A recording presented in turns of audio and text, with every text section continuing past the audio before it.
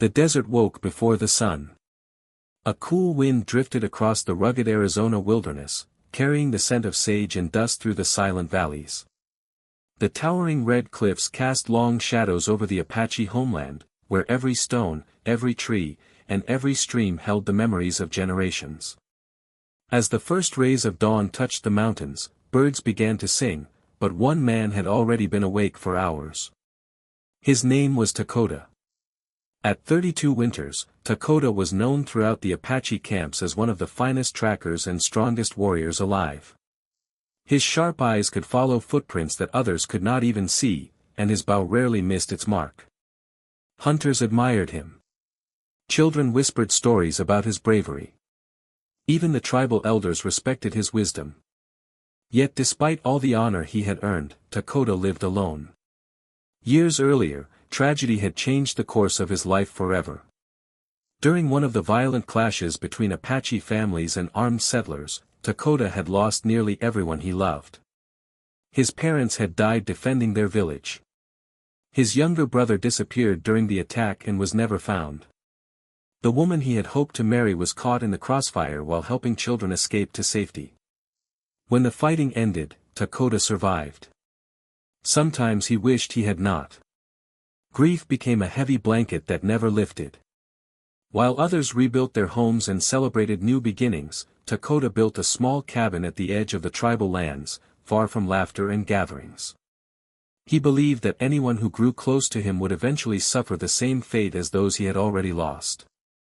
Loneliness, he decided, was safer than love. Each morning he hunted before sunrise, returning with deer, rabbits, or wild turkey for the elders and families who struggled to feed themselves.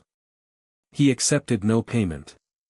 He left the food quietly and disappeared before anyone could thank him. Many believed he preferred solitude. The truth was far more painful.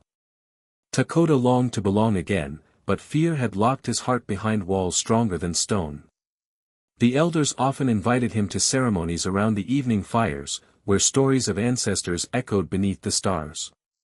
Children danced while drums filled the air with life. Families laughed together as meals were shared. Dakota always declined. Instead, he watched from distant hills, hidden among the juniper trees. Watching others find happiness reminded him of everything he had lost. Only his old horse, Ashkiai, shared his lonely home. The gray stallion followed Dakota everywhere, sensing the silence that words could never explain. After each hunt, Dakota brushed the horse carefully and spoke to him as though he were an old friend.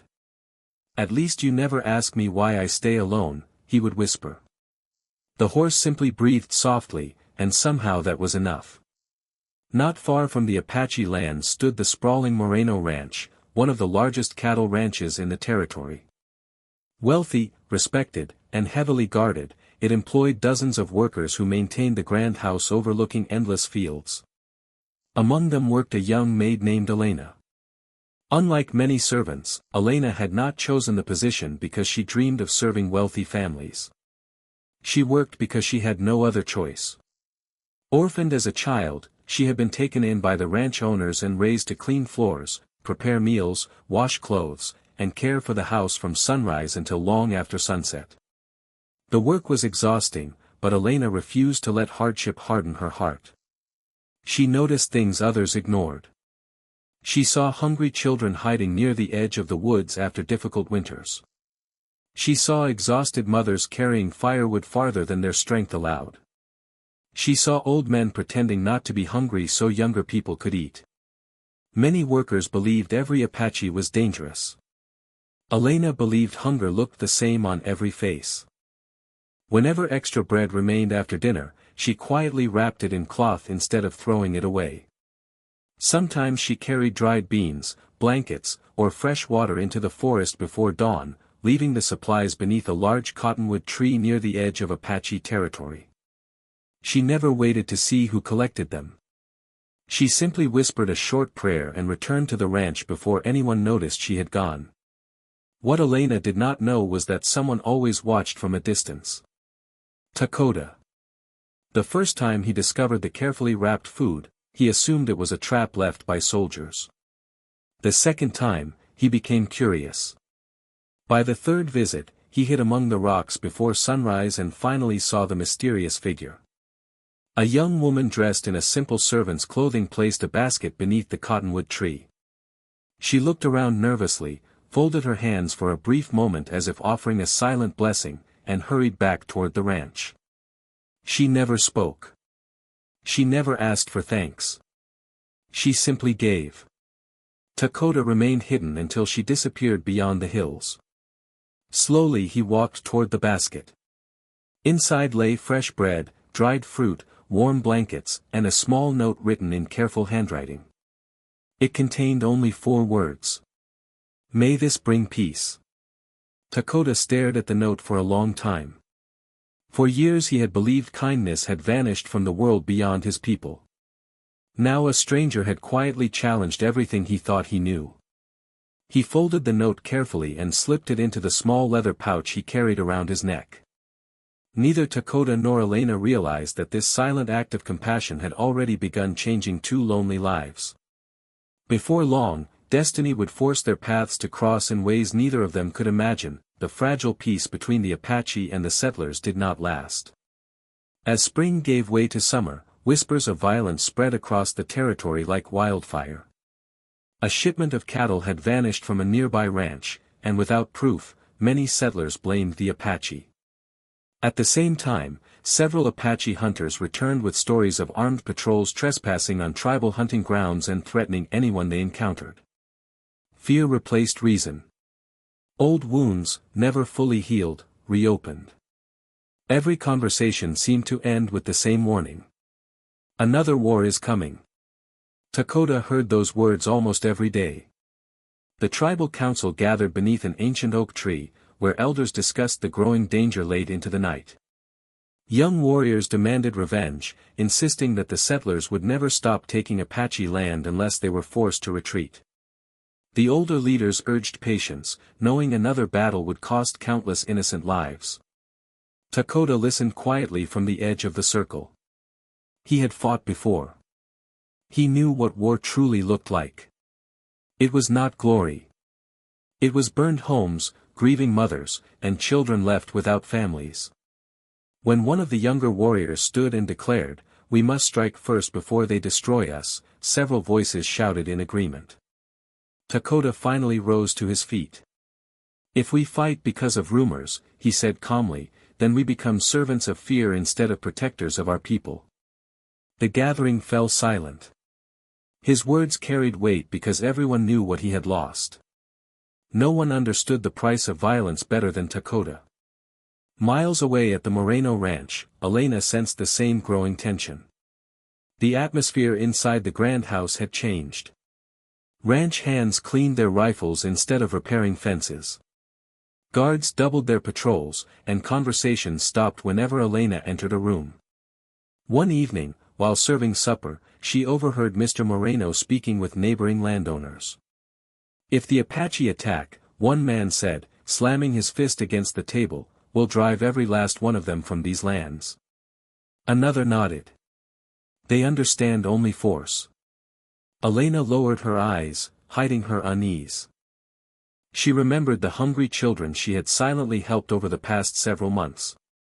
They had looked frightened, not dangerous. She wondered if anyone sitting around that table had ever truly looked into the eyes of the people they feared. The answer, she suspected, was no. Days later, an unexpected meeting was arranged between respected Apache elders, local officials, and several influential ranch owners. The gathering took place in a weathered trading post halfway between the two communities. Everyone arrived with suspicion. Few expected anything good to come from the talks. The discussion stretched for hours. Voices rose. Accusations flew across the room. Every attempt at compromise collapsed beneath decades of mistrust. Just as the meeting seemed ready to end in failure, the oldest Apache elder slowly stood. His silver hair rested upon his shoulders, and age had bent his back, but his voice remained steady. "When rivers flood," he began, "they destroy both sides of the valley. Peace cannot belong to only one people. It must belong to everyone. The room grew quiet. He continued. If words no longer build trust, perhaps family can. The statement puzzled everyone. Before anyone could ask what he meant, the elder looked directly at Dakota. Our strongest warrior will marry a woman from the settlers. The room erupted in disbelief. What? Someone shouted. Impossible. No Apache would agree to that. The elder raised his hand for silence. Then he turned toward the ranch owners. You ask us to trust you. He paused. Trust begins when we share more than borders. The settlers exchanged uncertain glances. Finally, Mr. Moreno spoke. There is one unmarried woman in my household. Elena. She had not been invited to the meeting. She had no idea that her future was being decided without her. By sunset, the agreement had been reached. The marriage would symbolize peace between two worlds that had spent years viewing one another as enemies. When Dakota learned the decision was final, disbelief gave way to anger. You cannot ask this of me, he said to the elders. We are not asking, one elder replied gently. We are asking you to carry the hopes of our people. Dakota clenched his fists. I have already sacrificed enough. The elder nodded sadly. We know.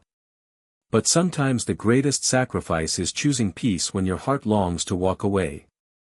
Across the valley, Elena received the news from Mrs. Moreno. You are to be married. The word struck like lightning. Elena stared in confusion. Married? To an Apache warrior. Her hands trembled. I don't even know him. Mrs. Moreno sighed. Neither side wanted this. But everyone believes it may prevent bloodshed.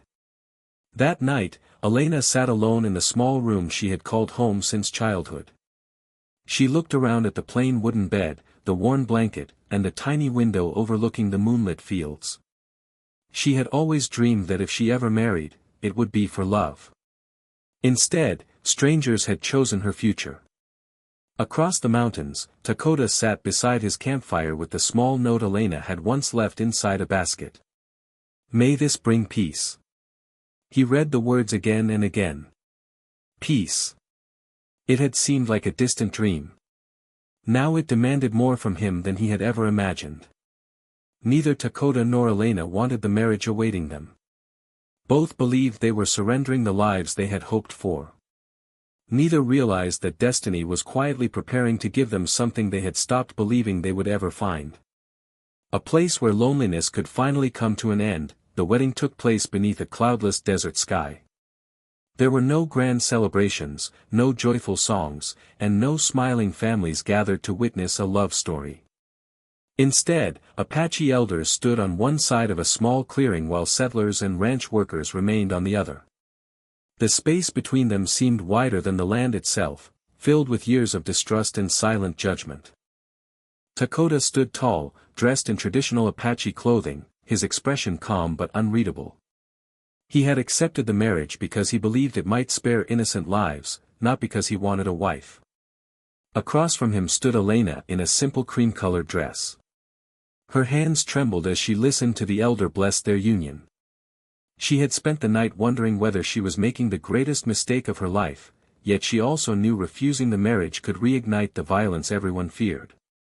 When the ceremony ended, neither reached for the other's hand. They simply turned and began walking toward Dakota's cabin at the edge of the Apache lands. The journey was long and quiet. Only the steady rhythm of their horses' hooves broke the silence. Several times Elena wanted to speak, but every sentence she imagined felt too small for the strange situation they shared. Dakota seemed equally uncertain.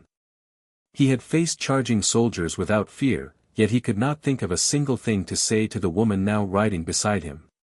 By sunset, they reached the cabin. It was modest but sturdy, built from logs and stone with a small garden nearby. A stream flowed behind the house, and tall cottonwood trees swayed gently in the evening breeze. Dakota climbed down from his horse and carried Elena's small bundle of belongings inside. "This is your home now," he said quietly. His voice held no warmth, but it carried no bitterness either. Elena stepped inside. The cabin was neat, though plainly furnished. A wooden table stood near the fireplace, a pair of chairs faced one another, and shelves held carefully arranged tools and supplies. Everything had its place. Everything except her. That first evening felt painfully awkward. Dakota prepared a simple meal of roasted rabbit and wild herbs while Elena offered to help. "I can cook," she said softly. "I know. I can also clean." He looked up from the fire. "The cabin is already clean." She nodded, unsure what else to say. They ate in silence. After supper, Elena gathered the dishes and carried them outside to wash in the stream. By the time she returned, Dakota had spread an extra blanket near the fireplace. "You may sleep on the bed," he said. "I'll stay here." She looked at him in surprise. "You don't have to." "I do." He offered no further explanation. That night, neither slept well. Dakota lay awake listening to the unfamiliar sound of another person breathing beneath his roof. Elena stared at the wooden ceiling, wondering how two complete strangers could ever build a life together. Morning brought little change. Dakota left before sunrise to hunt, returning hours later with fresh venison. Elena had already swept the cabin, repaired a torn blanket, and baked bread using flour she had carried from the ranch. When Dakota entered, the rich smell of warm bread filled the room. He paused. It had been years since anyone had baked for him. Without saying a word, he sat at the table. Elena sliced a piece and placed it beside his bowl. "I hope you like it." Dakota took one bite. It reminded him of the bread his mother used to make before the war had stolen everything. For a brief moment, memories he had buried deep inside returned, not with pain, but with warmth. "It's good," he admitted. Those two simple words were the longest conversation they had shared. Days turned into weeks. Slowly, they settled into a routine. Dakota hunted, repaired fences, and helped nearby Apache families. Elena tended the garden, cooked meals, mended clothing, and transformed the quiet cabin into a welcoming home. She never complained about the hard work. She never demanded affection. Instead, she watched carefully, learning Apache customs with genuine respect. She noticed that Dakota offered a silent prayer before every hunt, thanking the Creator for the life that would provide food. Soon, she began bowing her head beside him. She learned never to waste water during dry seasons. She discovered the names of local plants and listened attentively whenever elderly tribal women explained their traditions. The Apache community noticed. One afternoon, an elderly woman smiled as Elena helped weave baskets. "You do not act like someone forced to be here." Elena smiled gently. "I was forced to come." She looked toward the distant hills where Dakota was repairing a fence. "But kindness is always a choice." The woman's eyes sparkled with approval. Dakota noticed these small moments from afar. He saw children laughing with Elena as she taught them simple songs from her childhood. He watched her bandage an injured boy without hesitation. He noticed how she greeted every elder with respect, even when she barely understood their language. She was not pretending. She truly cared. One evening, while returning from a hunt, Dakota spotted fresh wolf tracks leading toward the cabin. His heart raced. He hurried home, fearing Elena might be in danger. Instead, he found her calmly placing scraps of meat far from the house while a hungry mother wolf and her two pups waited cautiously among the trees. When Elena stepped back, the animals approached the food without aggression. Dakota stared in amazement. "They were hungry," Elena explained quietly. "If they eat there, they won't come near the chickens." Dakota couldn't help but smile. It was small. Almost invisible. But it was the first genuine smile anyone had seen from him in years. For the first time since their marriage, he no longer saw Elena as the maid he had been forced to marry.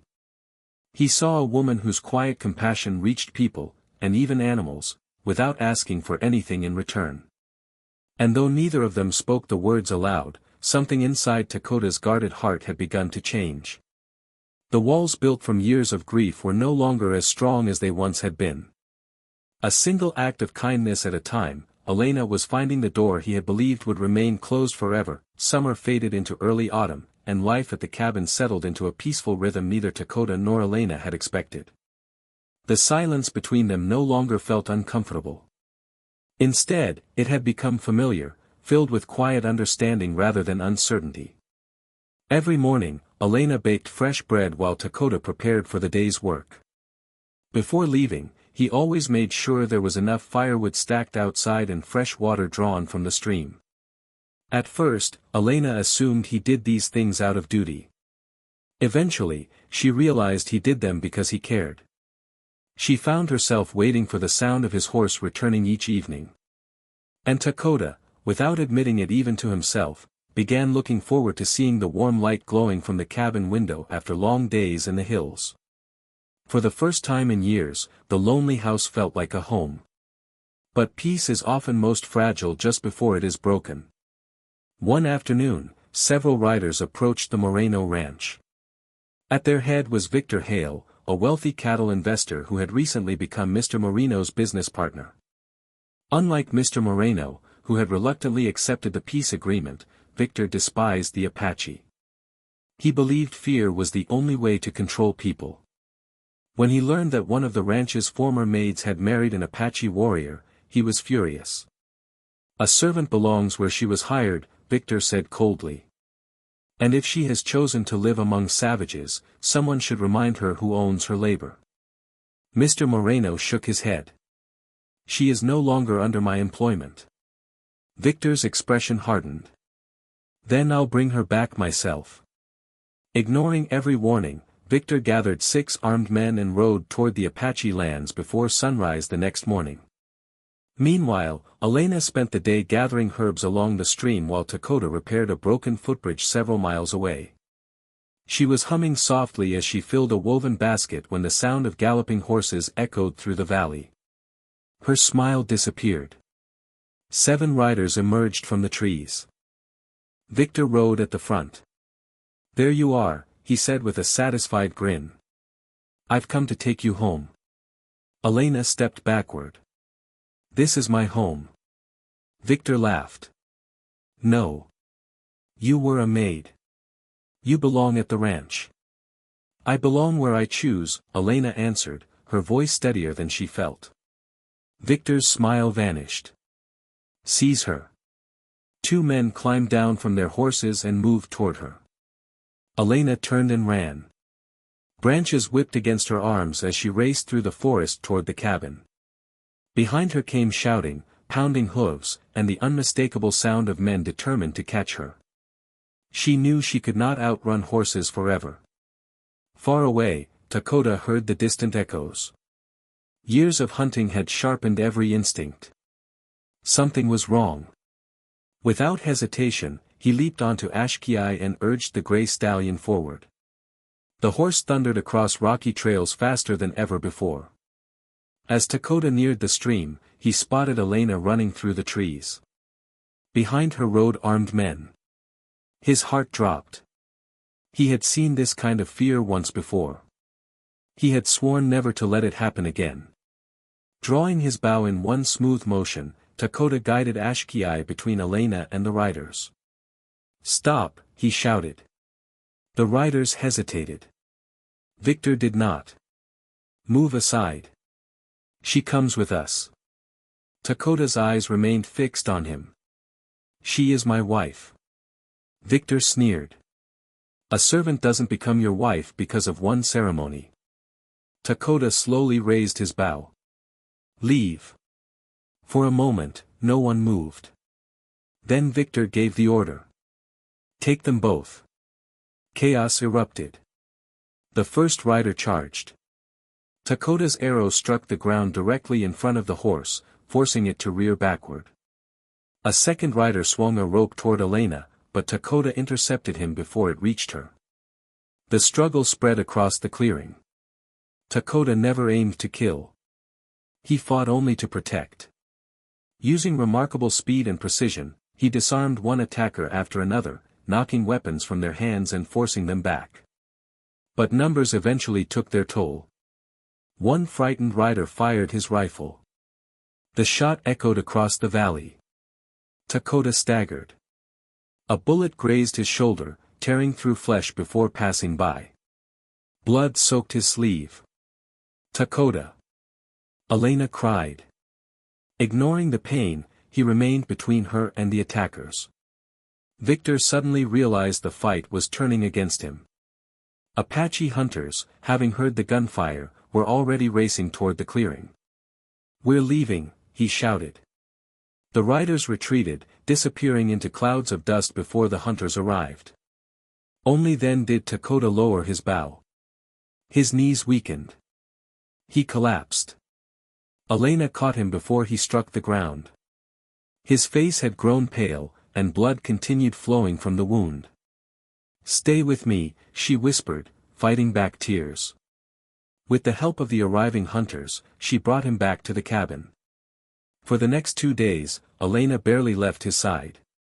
She cleaned the wound with boiled water and medicinal herbs she had learned to recognize from Apache healers. She changed the bandages, cooled his fever, and remained awake through the nights whenever pain kept him restless. On the 3rd evening, Dakota finally opened his eyes.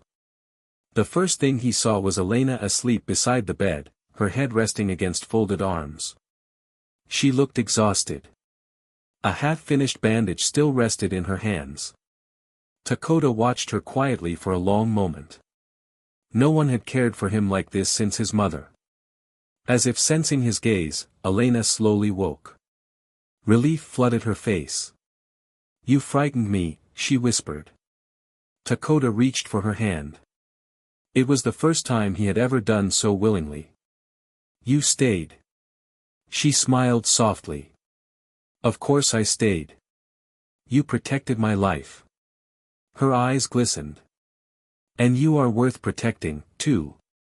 In that quiet moment, neither of them spoke the words that had been growing in their hearts for weeks.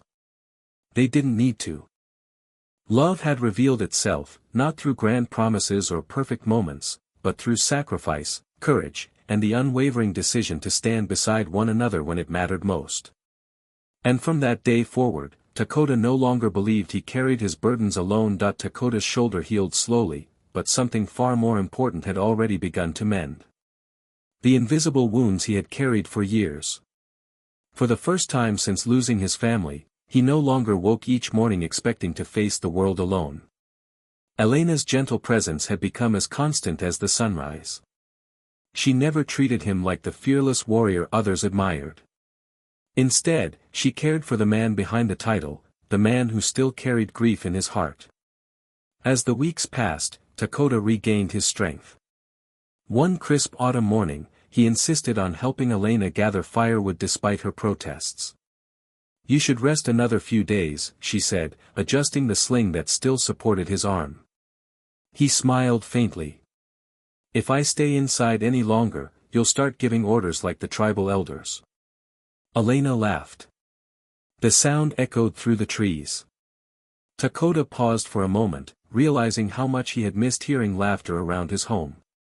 It no longer felt like an empty cabin hidden at the edge of the valley. It had become a place filled with warmth, shared meals, and quiet conversations beneath the evening stars.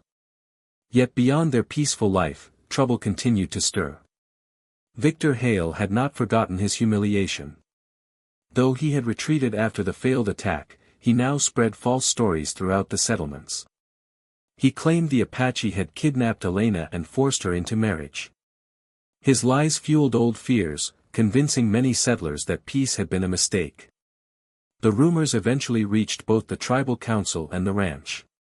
Concerned that another conflict might erupt, the Apache elders requested a gathering with several respected settlers, including Mr. Moreno. Dakota and Elena were asked to attend. The meeting took place beneath the same ancient oak where Dakota had once argued against war. This time, the atmosphere was different. There was tension, but also curiosity. Everyone wanted to know the truth. One by one, people shared their concerns.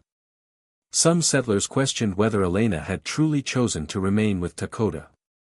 Several Apache families wondered if the peace agreement had been worth the sacrifices both sides had made. When the discussion seemed to reach another dead end, the oldest elder slowly stood. His weathered face carried the calm wisdom of many decades. "There is something both sides deserve to know," he said. His eyes settled on Dakota. "Many years ago, after the attack that took your family, I feared grief would consume you." Dakota lowered his head. "It nearly did." The elder nodded.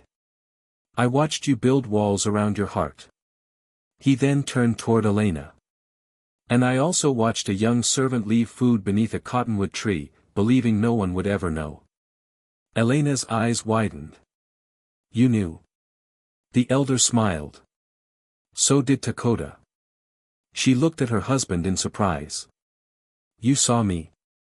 Dakota reached into the small leather pouch hanging around his neck. Carefully, he removed a folded piece of paper, worn from years of being carried close to his heart. Elena recognized it instantly. The note. "May this bring peace." "I found it the first time you left food for our people," Dakota said quietly. "I thought it was a trap." He smiled gently. "Then I realized it was kindness." Elena's eyes filled with tears. "You kept it all this time." "I carried it every day." The gathering fell silent. The elder continued speaking. "When we searched for a way to prevent another war, we remembered the woman who had already shown compassion without expecting anything in return." He looked at the settlers. "And we remembered the warrior who still believed peace was possible despite everything he had lost." He smiled warmly at Dakota and Elena. "We did not choose strangers. We chose two people whose hearts had already begun walking the same path." Dakota stared at the elder in disbelief. "Then, this was never only about politics." The elder shook his head. "No. It was about hope." Across the circle, Mr. Moreno slowly stood. There was regret in his voice. "I must confess something." Everyone turned toward him. "I knew Elena often left food near the forest." Elena looked at him in shock. "You knew?" "I did. I pretended not to notice because I saw no harm in it." He lowered his eyes. "But I also lacked the courage to defend her when others criticized the Apache." He faced Dakota directly. "I judged your people from a distance. I was wrong." Dakota stepped forward. "So was I." The warrior looked around the gathering. "I believed every settler wished us harm." His gaze settled on Elena. She proved that kindness can exist where fear tells us it cannot. For several moments, no one spoke. Then an elderly settler removed his hat. "I lost my son during the fighting," he said quietly. "I spent years blaming every Apache." He looked at Dakota. "Today I see another fatherless son standing before me." On the opposite side of the gathering, an Apache grandmother wiped away tears. "My daughter died in that same war." She reached for the elderly settler's hand. "We have both buried too much." The simple gesture changed everything. One after another, people who had once stood apart began speaking, not about revenge, but about loss, healing, and the future they wanted for their children. Watching the scene unfold, Elena quietly slipped her hand into Dakota's. This time, he held it without hesitation. The walls that had divided two communities had not disappeared overnight. But the first stones had finally begun to fall.